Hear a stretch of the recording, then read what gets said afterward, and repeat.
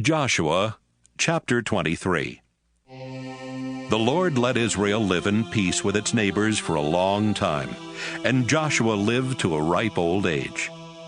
One day he called a meeting of the leaders of the tribes of Israel, including the old men, the judges, and the officials. Then he told them, I am now very old. You have seen how the Lord your God fought for you and helped you defeat the nations who lived in this land. There are still some nations left, but the Lord has promised you their land. So when you attack them, he will make them run away. I have already divided their land among your tribes, as I did with the land of the nations I defeated between the Jordan River and the Mediterranean Sea. Be sure that you carefully obey everything written in the book of the law of Moses, and do exactly what it says. Don't have anything to do with the nations that live around you. Don't worship their gods, or pray to their idols, or make promises in the names of their gods. Be as faithful to the Lord as you have always been. When you attacked powerful nations, the Lord made them run away, and no one has ever been able to stand up to you. Any one of you can defeat 1,000 enemy soldiers, because the Lord God fights for you just as he promised. Be sure to always love the Lord your God. Don't ever turn your backs on him by marrying people from the nations that are left in the land. Don't even make friends with them. I tell you that if you are friendly with those nations, the Lord won't chase them away when you attack. Instead, they'll be like a trap for your feet, a whip on your back, and thorns in your eyes. And finally, none of you will be left in this good land that the Lord has given you. I will soon die, as everyone must. But deep in your hearts you know that the Lord has kept every promise he ever made to you. Not one of them has been broken. Yes, when the Lord makes a promise, he does what he has promised. But when he makes a threat, he will also do what he has threatened. The Lord is our God. He gave us this wonderful land and made an agreement with us that we would worship only him. But if you worship other gods, it will make the Lord furious. He will start getting rid of you, and soon not one of you will be left in this good land that he has given you. Joshua chapter 24. Joshua called the tribes of Israel together for a meeting at Shechem. He had the leaders, including the old men, the judges, and the officials, come up and stand near the sacred tent. Then Joshua told everyone to listen to this message from the Lord, the God of Israel. Long ago your ancestors lived on the other side of the Euphrates River, and they worshipped other gods.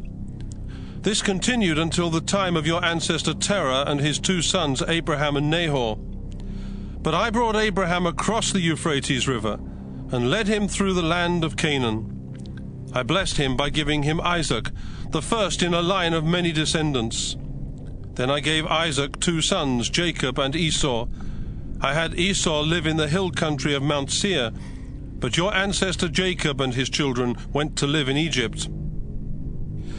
Later I sent Moses and his brother Aaron to help your people, and I made all those horrible things happen to the Egyptians. I brought your ancestors out of Egypt, but the Egyptians got in their chariots and on their horses and chased your ancestors, catching up with them at the Red Sea. Your people cried to me for help, so I put a dark cloud between them and the Egyptians. Then I opened up the sea and let your people walk across on dry ground. But when the Egyptians tried to follow, I commanded the sea to swallow them, and they drowned while you watched. You lived in the desert for a long time. Then I brought you into the land east of the Jordan River. The Amorites were living there, and they fought you. But with my help, you defeated them, wiped them out, and took their land. King Balak decided that his nation Moab would go to war against you, so he asked Balaam to come and put a curse on you. But I wouldn't listen to Balaam, and I rescued you by making him bless you instead of curse you. You crossed the Jordan River and came to Jericho. The rulers of Jericho fought you, And so did the Amorites, the Perizzites, the Canaanites, the Hittites, the Girgashites, the Hivites, and the Jebusites. I helped you defeat them all. Your enemies ran from you, but not because you had swords and bows and arrows. I made your enemies panic and run away, as I had done with the 2 Amorite kings east of the Jordan River. You didn't have to work for this land. I gave it to you. Now you live in towns you didn't build, and you eat grapes and olives from vineyards and trees you didn't plant. Then Joshua told the people, Worship the Lord, obey him, and always be faithful. Get rid of the idols your ancestors worshipped when they lived on the other side of the Euphrates River and in Egypt. But if you don't want to worship the Lord, then choose right now. Will you worship the same idols your ancestors did? Or since you're living on land that once belonged to the Amorites, maybe you'll worship their gods. I won't. My family and I are going to worship and obey the Lord. The people answered, We could never worship other gods or stop worshiping the Lord. The Lord is our God. We were slaves in Egypt as our ancestors had been, but we saw the Lord work miracles to set our people free and to bring us out of Egypt. Even though other nations were all around us, the Lord protected us wherever we went. And when we fought the Amorites and the other nations that lived in this land, the Lord made them run away. Yes, we will worship and obey the Lord, because the Lord is our God. Joshua said, The Lord is fearsome.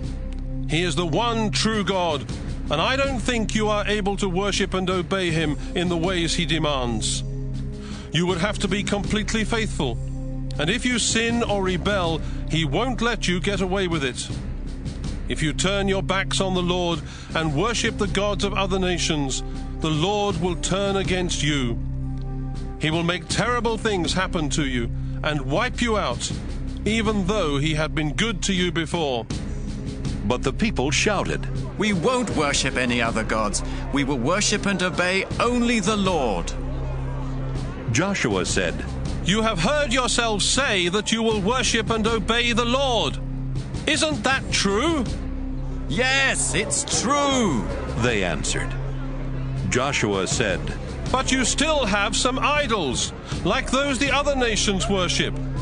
Get rid of your idols. You must decide once and for all that you really want to obey the Lord God of Israel. The people said, The Lord is our God, and we will worship and obey only him.